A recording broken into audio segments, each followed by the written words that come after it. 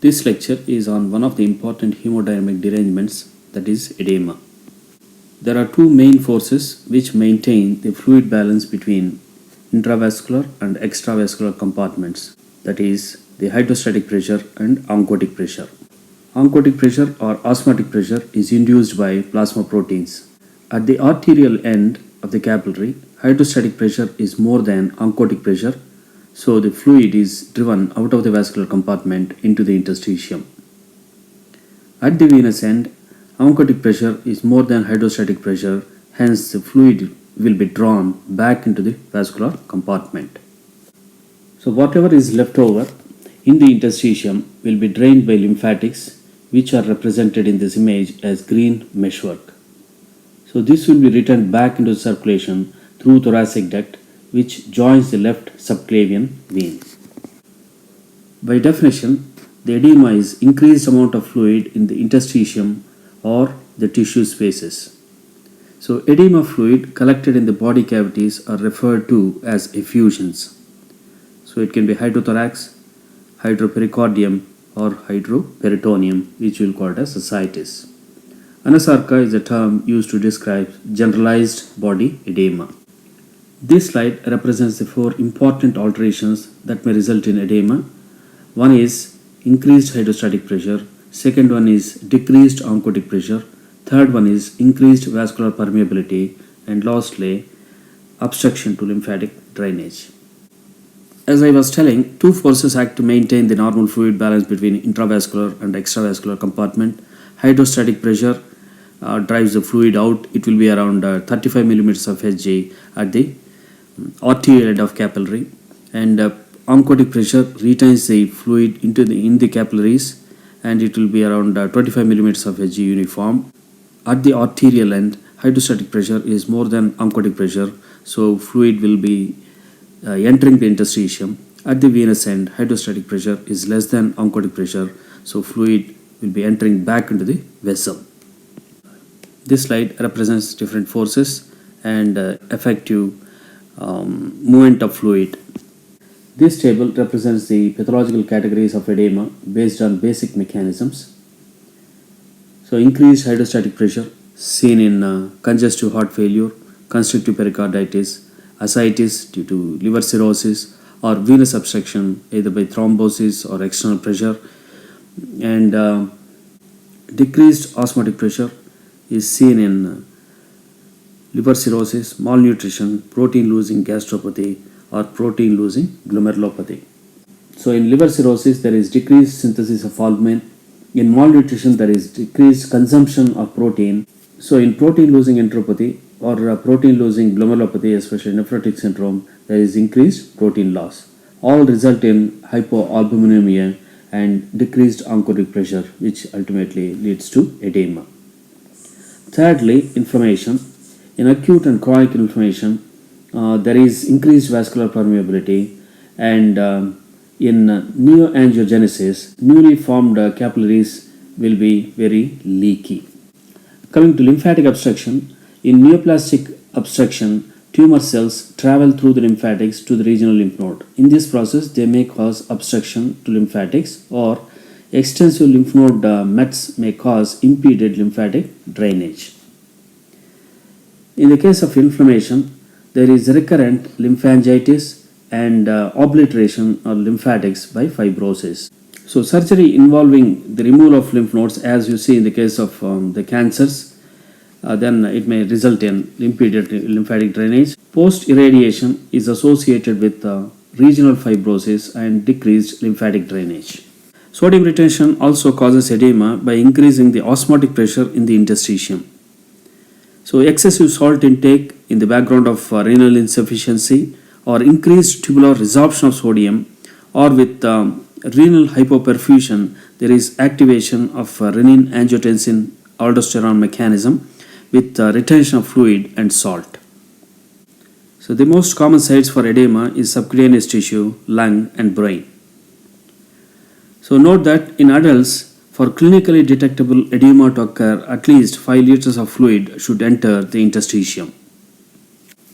So this is a case of ascites. There is accumulation of fluid in the peritoneal cavity, and this is also an example for edema. So this is a case of hydrops fetalis due to RH incompatibility, severe anemia and heart failure resulted in generalized edema. So notice the appearance of skin of the breast, which is similar to that of an orange peel, hence it is known as pod orange. This is a telltale sign of underlying malignancy. The skin is edematous with accentuated hair follicles. The edema is due to lymphatic obstruction by the tumor cells. Lymphedema may be primary or secondary. Primary lymphedema has genetic basis where there are absence of lymphatics in the involved tissue. Example for this is Milroy's edema. And look at this swollen limbs in this patient. It was due to the congenital absence of lymphatic channels which resulted in impeded drainage of the interstitial fluid here. Turner syndrome also have lymphatic malformations. This image shows the swollen foot and digits. Notice the prominent creases of the toes. It is due to edema. So coming to secondary lymphedema, in the lymphangiosis carcinomatosa, the lymphatics are obliterated by the permeating tumor cells. In recurring lymphangitis, there is fibrosis of involved lymphatics. So lymph vessels may be obliterated by scarring in the case of burns. Lymph node block dissection, as it is done in carcinomas, may result in reduced lymph flow. And Meeks syndrome is associated with ovarian fibroma, ascites, and right-sided pleural effusion, which is also an example for lymphedema. Classifying edema into pitting and non-pitting will help us in differential diagnosis. This is a case of filariasis, an example for non-pitting edema. Notice the swollen limb with thickened skin, and in extreme long-standing cases, skin becomes rough and verrucous as it is represented in the right side of the image. This patient underwent right mastectomy with ipsilateral axillary lymph node clearance for breast carcinoma. This resulted in lymphedema involving right upper limb. So one of the complications of long-standing lymphedema is lymphangiosarcoma. Notice the gray-black nodules of lymphangiosarcoma involving the arm. Stewart-Travis syndrome is a lymphangiosarcoma developing in a long-standing lymphedema. Coming to clinically important individual edemas, firstly the pulmonary edema. This image shows different forces acting at alveolar level. One extra force that is added here is negative respiratory pressure created during inspiration. So there is fine balance among these forces. Any disruption of this fine balance will result in accumulation of fluid in the alveoli, that is pulmonary edema. Pulmonary edema may occur due to increased hydrostatic pressure. This is seen in cardiac failure, especially left ventricular failure, and in the case of fluid overload as a result of transfusion or infusions. Increased capillary permeability may be underlying mechanism in pulmonary infections or those persons who are exposed to irritant gases.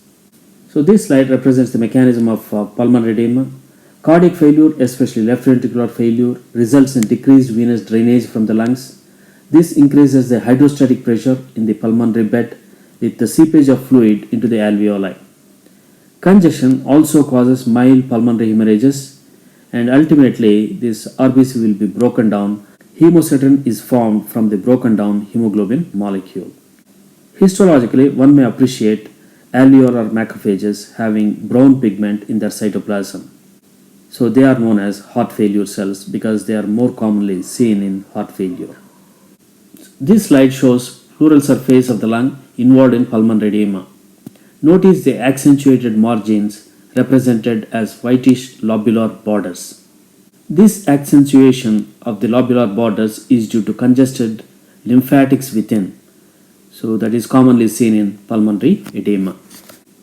So microscopically, one may see alveoli filled with eosinophilic material. Alveolar septa show congested capillaries. There are few RBCs within the alveoli. Notice the alveolar macrophages loaded with brownish hemosiderin pigment. As they are commonly seen in long-standing heart failure, they are called as heart failure cells. Pearl stain will give positive reaction for this pigment.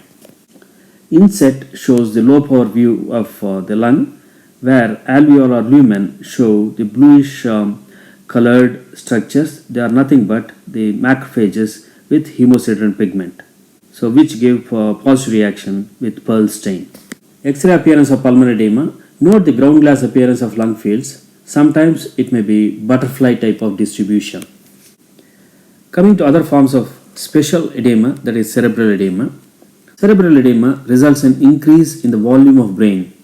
As the brain is confined in a rigid cranium, expansion causes compression of vessels resulting in ischemia and herniation of brain substance at the points of least resistance. Cerebral edema can be generalized involving the entire brain, or it may be focal as in the case of inflammation or neoplastic lesions. So causes for cerebral edema is disruption of blood-brain barrier or obstruction to CSF flow, or it may be due to hyponatremia. Disruption of blood-brain barrier is seen in brain tumors, cerebral infarcts, ischemic injury, liver failure or cyanide poisoning. Obstruction to CSF flow will result in hydrocephalus. Complications of cerebral edema is herniation of brain tissue, which may be subfalcine, subtentorial or tonsillar types. This herniation may result in cardiac arrest or respiratory paralysis. So generalized edema of the brain is shown in this image. Notice the flattened gyri and narrowed sulci. This image representing the sites of brain herniation, subfalcine, transtentorial or tonsillar types. This image shows a brain substance herniated through tentorium. This image shows tonsillar herniation. Causes for generalized edema include cardiac edema, renal edema and femoral edema. In heart failure, there is decreased venous return with elevated hydrostatic pressure in the veins, producing edema. And edema of heart failure is typically dependent, pitting and symmetrical. In sitting position, veins in the lower limb will have higher hydrostatic pressure, hence pedal edema will occur. In supine position, sacral area becomes dependent, and in a heart failure patient confined to bed, sacral area is the ideal area to examine for edema. So another mechanism of edema in heart failure is associated decreased blood flow to the kidney, results in activation of renin-angiotensin mechanism with retention of sodium and water. This increases the blood volume. However, as the heart is at fault, this cannot bring back the blood pressure to normal and the patient develops edema. The most important mechanism of edema in heart failure is not hydrostatic pressure, but it is the retention of sodium and water. Other causes for generalized edema or renal failure with retention of sodium and water. In the case of malnutrition, liver pathology and nephrotic syndrome, there is decreased oncotic pressure due to hypoproteinemia. Hypoproteinemia in malnutrition is due to decreased protein consumption. In the case of cirrhosis, it is due to decreased synthesis of albumin, and in nephrotic syndrome, it is due to excessive loss of protein in urine. So one of the important clinical signs is raised JVP, which is mainly seen in heart failure. So a patient with generalized edema showing raised JVP suggests the possibility of cardiac pathology.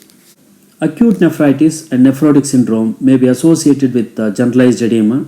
The mechanisms are decreased oncotic pressure due to protein loss, mainly in the case of nephrotic syndrome, and retention of sodium and water that mainly occurs in acute nephritis.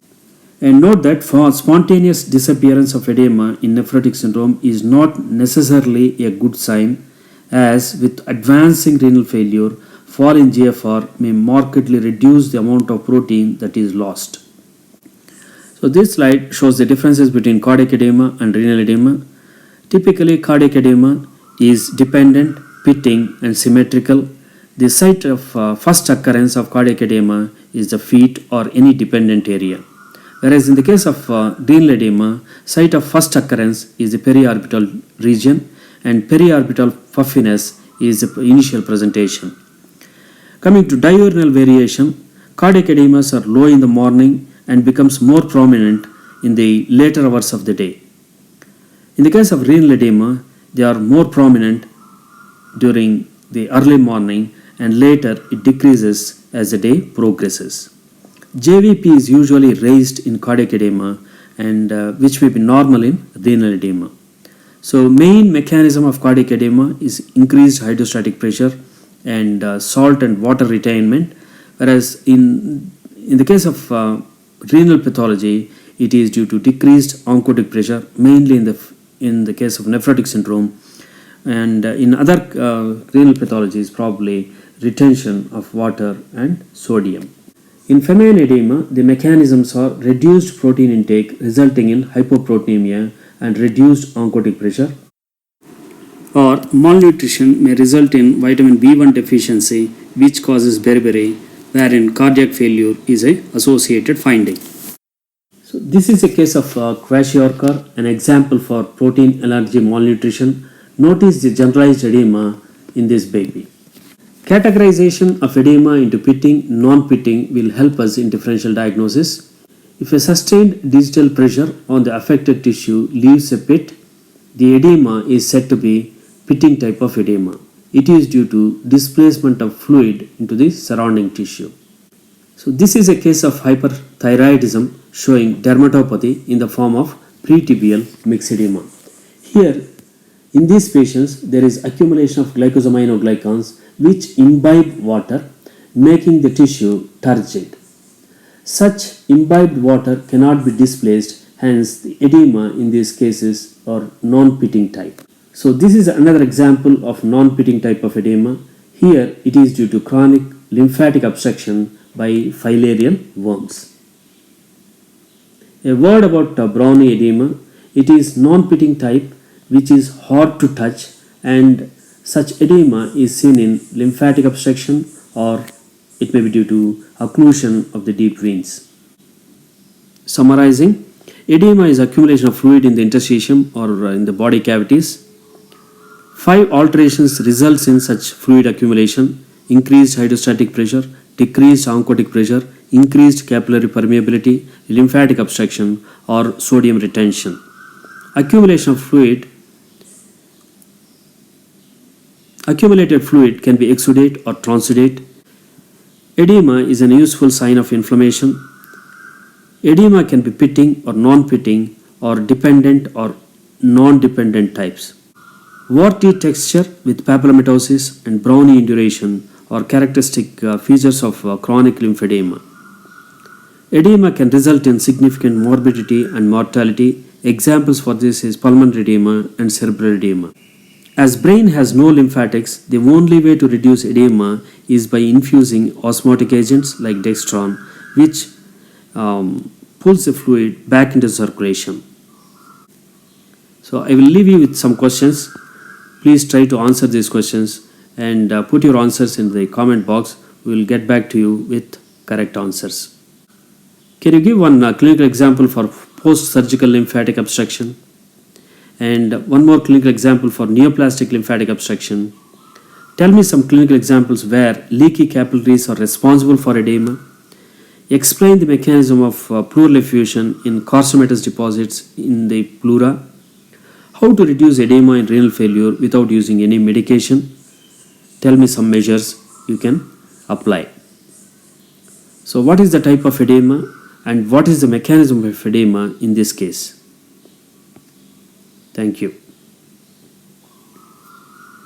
The references for most of the pathology lectures are pathology textbooks, mainly including Robbins and Cotran, Pathologic Basis of Disease, and images from online sources.